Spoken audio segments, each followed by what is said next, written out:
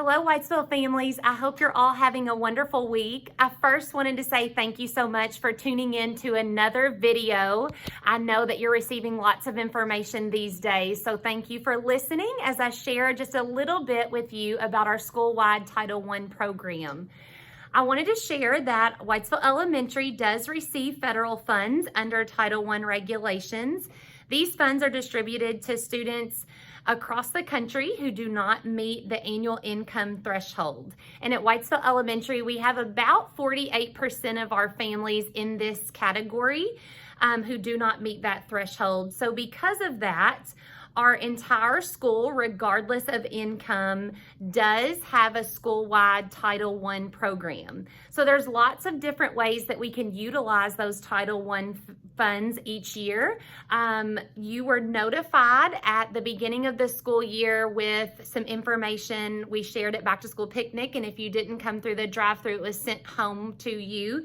It was a letter that looked like this one from me, and then followed by the Parent School Learning Compact that I'll be sharing just a little bit about in just a couple of seconds.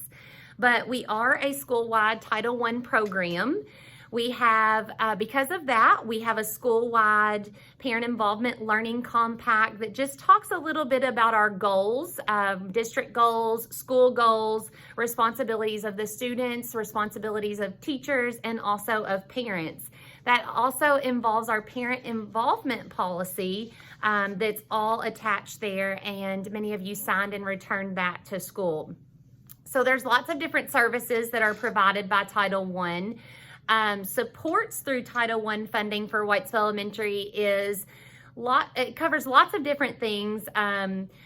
Lots of technology support. One of the first things that we are focusing on this year is how we can enhance our technology experiences for our students. We know that we have a lot of updating that we need to do with technology, and we're continuously working on that.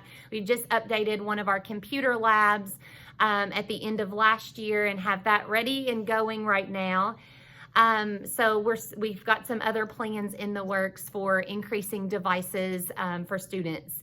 But then another area that we focus on with Title I support is excellence in curriculum. And one of those things is to really focus on building a solid foundational literacy focus for all children at Whitesville Elementary.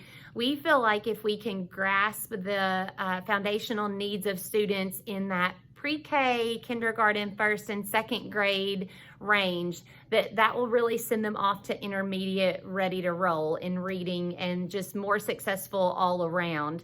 So we focused a little bit on a solid foundational literacy program with foundations. This year we moved into preschool with our foundations program and are also branching on into building on, we had our kindergartners working with it last year. We're building this year into first, second, and third grade as well. So there's lots of great things with that program that I think you'll see as families. And then another thing that we like to focus on is just excellence in curriculum with reading and math. In reading, we have Wit and Wisdom instruction, and so our Title I funds help us purchase a lot of the texts that we put in the hands of students. Gone are the days of just one basal textbook at Whitesville Elementary. Instead, we're able to purchase individual texts for kids.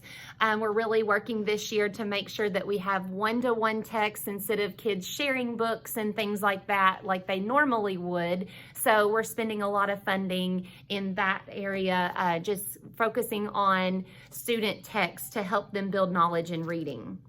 And then another focus with our school-wide Title I program is family engagement, and that's where you come into play. We love to hear from you. We love to hear ideas from you, needs that you may have. And so some of the things that we're focusing on this year, it's very different than normal, as we all know, but we were able to plan and have a Title I event coming up for family engagement on October 23rd. We're going to have a trunk or treat night. It's not our typical fall fest, but we're going to make orange juice and really focus on fun for our students with just our families engaging with staff and just continuing to build that working relationship. Other ways that you can stay in touch and be engaged as parents of Whitesville Elementary is to stay in touch with Class Dojo. We post Class Dojo information daily. Your teachers post it, but also the leadership team posts things on our school story. And one of those things that you can find is a monthly newsletter that will help you stay connected, find out events, and just also instructional strategies, social and emotional learning supports.